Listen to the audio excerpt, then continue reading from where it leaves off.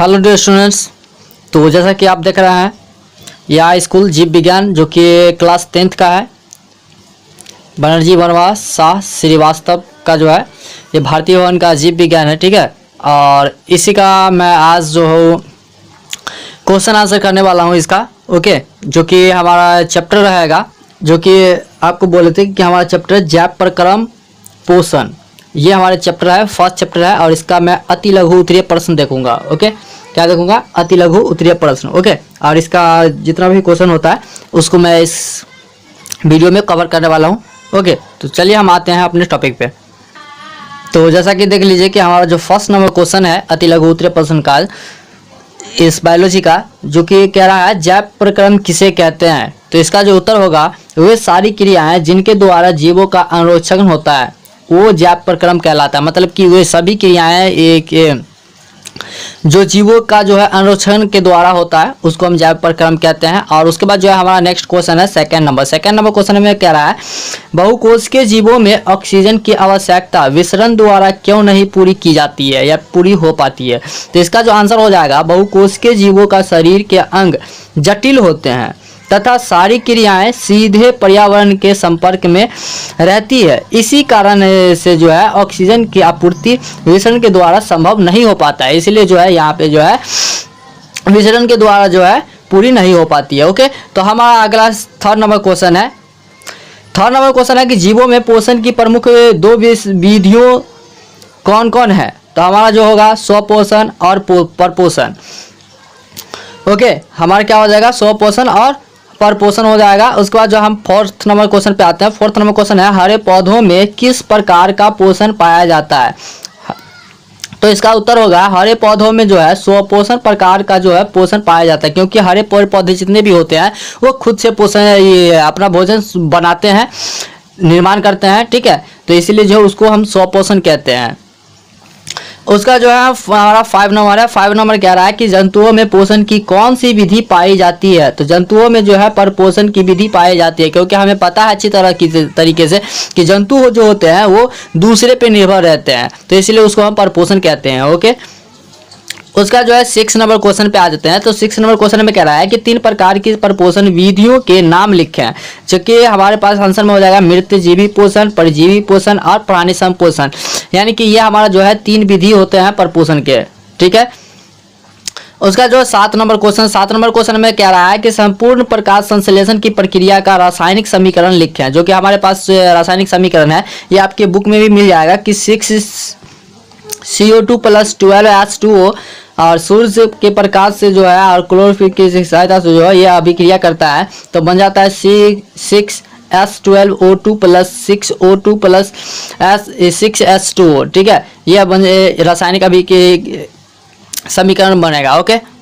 तो जैसा कि अब हम 8 नंबर क्वेश्चन पे आ चुके हैं। 8 नंबर क्वेश्चन में बोल रहा है कि प्रकाश संश्लेषण की प्रक्रिया में उत्पोत्पाद के रूप में क्या बताता है। तो ये बनाता है, तो यहाँ पे ऑक्सीजन बनता है, ओके। ऑक्सीजन बनाता है, ओके।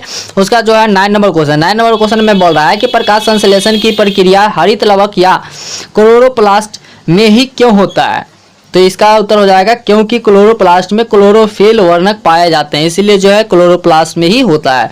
उसके बाद जो है 10 नंबर क्वेश्चन जो है बोल रहा है कि प्रकाश संश्लेषण प्रक्रिया के लिए पौधे CO2 यानी कार्बन होता है, CO2 कहाँ से प्राप्त हो जाता है, यानी कार्बन डाइऑक्साइड जो है कहाँ से प्राप्त होता है प्रकाश संश्लेषण की प्रक्रिया के लिए पौधों में। तो यहाँ पे देख लीजिए कि क्लोरोफिल जो हमारा उत्तर होगा क्लोरोफिल, कार्बन डाइऑक्साइड, जल, सूर्य का प्रकाश, यानी कि ये 4 प्रकार से जो है CO2 का प्राप्त होता है, ओके। उसका जो है 11 नंबर क्वेश्चन में आप क्वेश्चन देख रहे हैं कि प्रकाश संश्लेषण प्रक्रिया के लिए पौधे CO2 कहाँ से प्राप्त करते हैं। तो हमारा जो है आंसर हो जाएगा प्रकाश संश्लेषण प्रक्रिया में पौधे को CO2 वायुमंडल में पत्तियों के भीतर कोशिकाओं के विसरण द्वारा पहुँचते हैं, ठीक है। उसका जो है 12 नंबर क्वेश्चन देख रहे हैं। 12 नंबर क्वेश्चन में बोल रहा है कि कवक एवं जीवाणुओं में प्रकाश संश्लेषण की प्रक्रिया क्यों नहीं हो पाती है। तो हमारा उत्तर हो जाएगा क्योंकि ये सूक्ष्म जीव है, जो घुलित पदार्थों के रूप में भोजन अवशोषित करते हैं। ओके, तो उसका जो है यानी कि 13 नंबर क्वेश्चन में बोल रहा है कि पोषण के दृष्टिकोण से अमीबा तथा पैरामीशियम किस प्रकार के जंतु हैं। हमें बोल रहा है पोषण के दृष्टिकोण से अगर देखा जाए तो अमीबा पैरामीशियम किस प्रकार के जंतु होते हैं। तो यहाँ पे हमें इसका उत्तर कर सकते हैं कि अमीबा और पैरामीशियम परजीवी पोषण जीव होते हैं। ओके, तो अब हम अगले 14 नंबर क्वेश्चन पे आ चुके हैं। तो 14 नंबर क्वेश्चन से पहले हमें आपको बता दूं कि अगर आप जो है क्लास जो है 6, 7, 8 का अगर पढ़ना चाहते हैं तो फिर हमारे दूसरे चैनल पे जाकर के आप वहाँ पे पढ़ सकते हैं, जो कि उस चैनल का नाम है सुगम गणित। क्या नाम है? हमारे चैनल का नाम है सुगम गणित।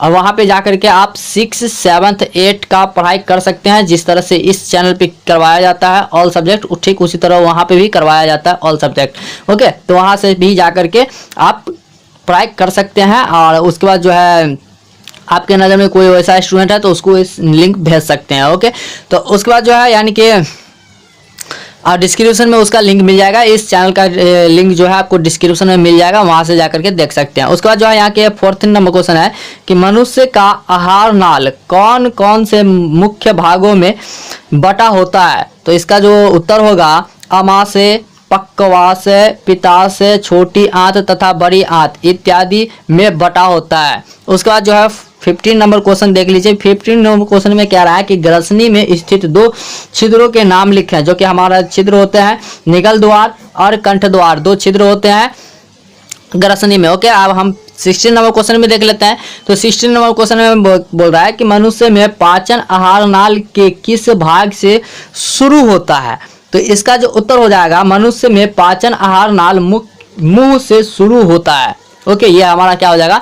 उत्तर हो जाएगा। उसके बाद जो है यानी कि 17 नंबर क्वेश्चन आ जाते हैं। तो 7 नंबर क्वेश्चन में आप देख रहे हैं कि क्या लिखा है। 7 नंबर क्वेश्चन में है कि मनुष्य के आहार नाल के किस भाग में पचे हुए भोजन का अवशोषण होता है। तो यहाँ पे उत्तर हो जाएगा मनुष्य के आहार नाल के छोटी आंत में पचे हुए भोजन का अवशोषण होता है। उसके बाद जो है 18 नंबर क्वेश्चन पे आ जाते हैं। 18 नंबर क्वेश्चन में बोल रहा है कि क्लोरोफिल वर्णक कहाँ पाया जाता है। तो इसका जो उत्तर हो जाएगा क्लोरोप्लास्ट में।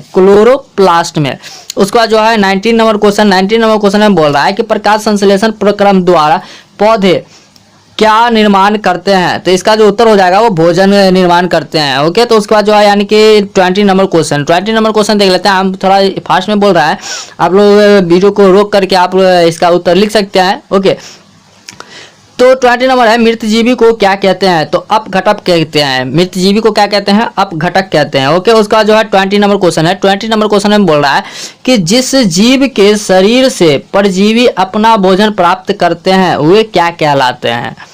जिस जीव के शरीर से परजीवी जो है अपना भोजन प्राप्त कर लेता है उसको हम क्या कहते हैं। तो उसको हम कहते हैं पोषी। क्या कहते हैं? पोषी। ओके, तो अब हम 22 नंबर क्वेश्चन पे आ चुके हैं, अगले क्वेश्चन पे। तो जो कि अगला क्वेश्चन हमारा है कि गोबर छत्ता में किस प्रकार का पोषण होता है।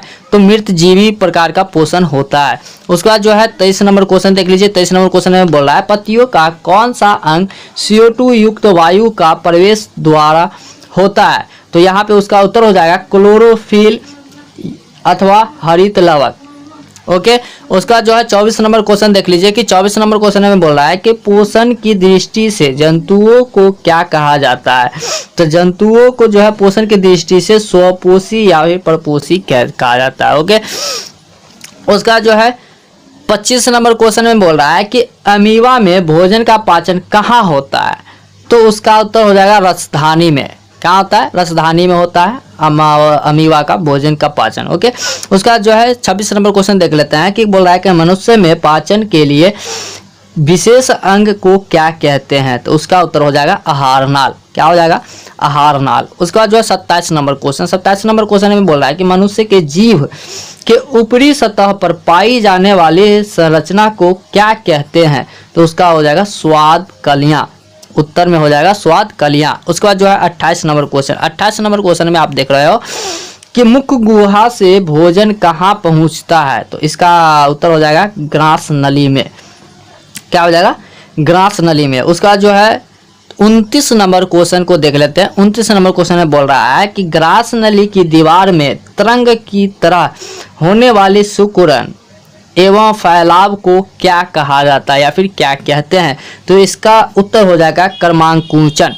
क्या कहता है? क्रमांकुंचन वो कहलाता है। सिकुड़ना और फैलाव को जो है क्रमांकुंचन कहलाता है। ओके, तो अब हमें जो है 30 नंबर क्वेश्चन पे आ चुके हैं। 30 नंबर क्वेश्चन में बोल रहा है कि भोजन में मौजूद प्रोटीन को पेप्टोन में कौन सा एंजाइम परिवर्तित करता है? तो इसका आंसर हो जाएगा पेप्सिन। क्या हो जाएगा? पेप्सिन। उसके बाद जो है 31 नंबर क्वेश्चन देख लीजिए। 31 नंबर क्वेश्चन में बोल रहा है कि आहार नाल के सबसे लंबे भाग को क्या कहते हैं? तो इसका उत्तर हो जाएगा बड़ी आंत। क्या हो जाएगा? बड़ी आंत। उसके बाद जो है 32 नंबर क्वेश्चन। 32 नंबर क्वेश्चन में बोल रहा है कि शरीर की सबसे बड़ी ग्रंथि क्या होती है? तो इसका उत्तर हो जाएगा आंत ग्रंथि। क्या हो जाएगा? आंत ग्रंथि। उसका जो है 33 नंबर क्वेश्चन देख लीजिए कि पाचन की क्रिया कहाँ पूर्ण होती है? तो इसका उत्तर हो जाएगा रेक्टम में। कहाँ होती है? रेक्टम में। उसका जो है 34 नंबर क्वेश्चन देख लीजिए। 34 नंबर क्वेश्चन में बोल रहा है कि छोटी आंत एवं बड़ी आंत के जोड़ पर अवस्थित नली को क्या कहते हैं? तो इसका आंसर हो जाएगा सीकम। क्या हो जाएगा? सीकम। उसके बाद जो है एंड लास्ट क्वेश्चन है कि 35 नंबर, अपचा भोजन अस्थायी तौर पर कहाँ संचित रहता है? तो इसका उत्तर हो जाएगा रेक्टम में। क्या हो जाएगा? रेक्टम में। और यही हमारा था।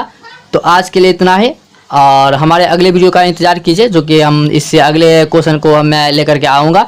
और उसके बाद जो है आपको मैं फिर से बता दूं कि अगर आप हमारे सुगम गणित को सब्सक्राइब नहीं किए हुए हैं तो सब्सक्राइब कर लीजिए। डिस्क्रिप्शन में आपको लिंक मिल जाएगा और वहाँ पे 6, 7, 8 को हम तैयारी करवाते हैं। ओके, तो जो भी पढ़ने इच्छुक है उनको इस लिंक को आप भेज देंगे, वो अपना यहाँ से तैयारी कर लेंगे। ओके, तो चलिए दैट्स ऑल, थैंक यू।